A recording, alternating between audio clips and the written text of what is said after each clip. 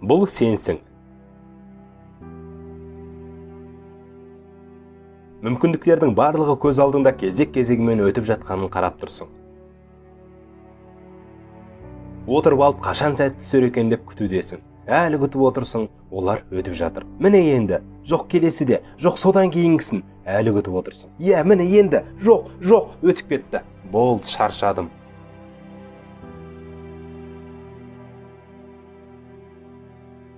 Мүмкін келесіде, иә, дәл солай келесі жол мүмкіндігімді қалт жібермеймін. Тура сол сәтте сен сияқты біреу келеді де, ойланбастан біреуін бас салады. Сен келесіде деп күтіп едің ғой, солай ма? Сонымен нағыз арыстан жүректі батыр кім?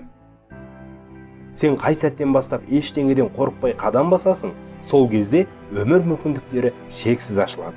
Мына менімен кез келгеніңіздің айырмашылығыңыз, мен ештеңеден қорықпаймын. Рас айтам. Мен сәтсіздіктерге шыдаудан қорықпаймын, қателік жіберуден қорықпаймын, айналамдағылардың сөзінен, өсегінен де қорықпаймын. Менің мүлде қорқынышым жоқ. Егер сен қорқатын болсаң, тек қана әлсіздіктен, кедейліктен қорық. Қорықсаң, мән мағынасыз өмір сүруден қорық. Біз үнемі бастайтын істі кейінге қалдыра береміз. Біз, басқа адамдар біз жайлы не ойлайды деп алаңдаймыз, елдің өсегіне бола көп уайымдаймыз. Бізді қоршаған мұндай теріс пиғылдар өмірімізді олайтын иллюзия сияқты. Қалай ойлайсыз, біз неден көп қателіктер жібереміз? Неліктен өз сезімдерімізді, өзімізді басқара алмаймыз? Бәрімізде тірі адамдармыз, бәрімізде алаңдаймыз, ашуланамыз. Бірақ өміріңде қандай жағдайлардың болып жатқаны маңызды емес. Маңыздысы сол, сен оны қалай қабылдайсың. Мен мұндай сәтте еш тоқталмастан әдеттегі қалыпты нәрселер ретінде қабылдаймын да, ары қарай ісімді жалғастыра беремін.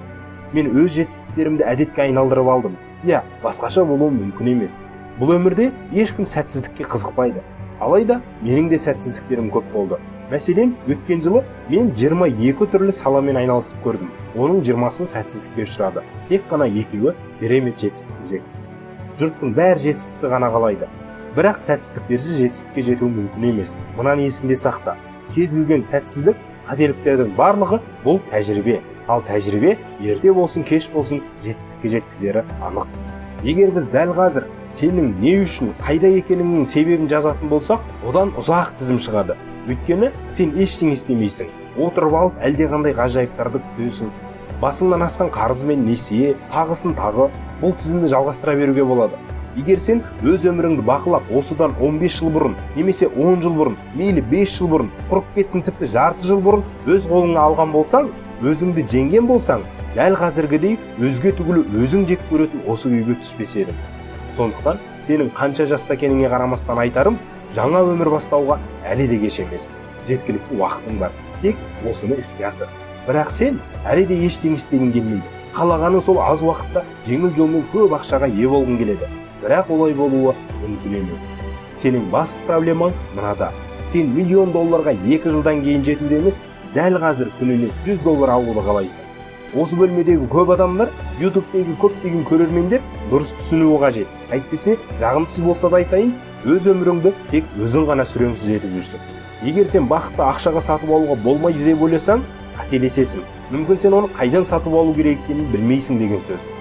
Сен көп ақша тауып, онымен әлемді құтқаруға болады. Көп ақша тауып, Бразилияның орманын құтқара аласың. Қаншама үй-күйсіз адамдарды құтқара аласың. Сен көп ақша тауып, сол арқылы жаман ауруға шалдыққан Африкада көптеген науқас балаларды құтқара аласың. Ал ақшасыз ештеңені құтқара алмайсың. Артық ештеңе жасай алмайсың. Сен қандай болсын ақша тапқаныңша ешкімге жеткілікті көмектесе алмайсың. Мойындашы, ол ащы да болса шындық қой. 2 түрлі тізім құр. Біріншісіне мақсаттарыңды бөліп жаз, яғни жақын уақытқа деп ең қажеттісін, сосын қысқа уақыт ішіне, одан кейін ұзақ уақыт деп бөл. Мейлі ол жеке өмірге немесе бизнеске қарай болсын бәрібір. Екінші тізімдікке соңғы аптадағы сөйлескен адамдардың тізімін жаз. Мәселен, бірінші тізімге 8 мақсат қойыңыз. Жаңа жерге көшу, кітап оқу, семинарға қатысу, жыл соңына дейін $10 мың табу, көлік сатып алу, 3 айда 10 килограмм арықтау, шетел асу, Еуропаға қыдыру, осы жазда парашютпен секіру деген сияқты. Ал екінші қатарда соңғы аптада байланыс жасаған 10 адамның атын жазайық. Енді осы екінші қатардағы сөйлескен адамдарға байланысты мақсаттарыңды сәйкестендір. Жалпы сенің сол адамдармен байланысыңның болашақтағы үлкен мақсатыңа жетуге қандай да бір пайдасы бар ма? Олар сенің мақсатың үшін маңызды ма? Нәтижесі сені таң қалдырады. Сен маған достарыңды көрсетсең, мен сенің болашағыңды көрсетем. Бір орында тұрып алып, жарықтың жылдамдығынан тез сылтау ойлағанша, тым болмағанда тасбақаның жүрісімен болса да мақсатыңа қарай ұмтыл. Есіңде болсын, егер сен іске асыруды бастамасаң, ешқандай мотивациялық видео, ешқандай кітап, ешқандай семинар саған көмектесе алмайды. Барлығы өз қолыңда. Қазір баста, қазір істе.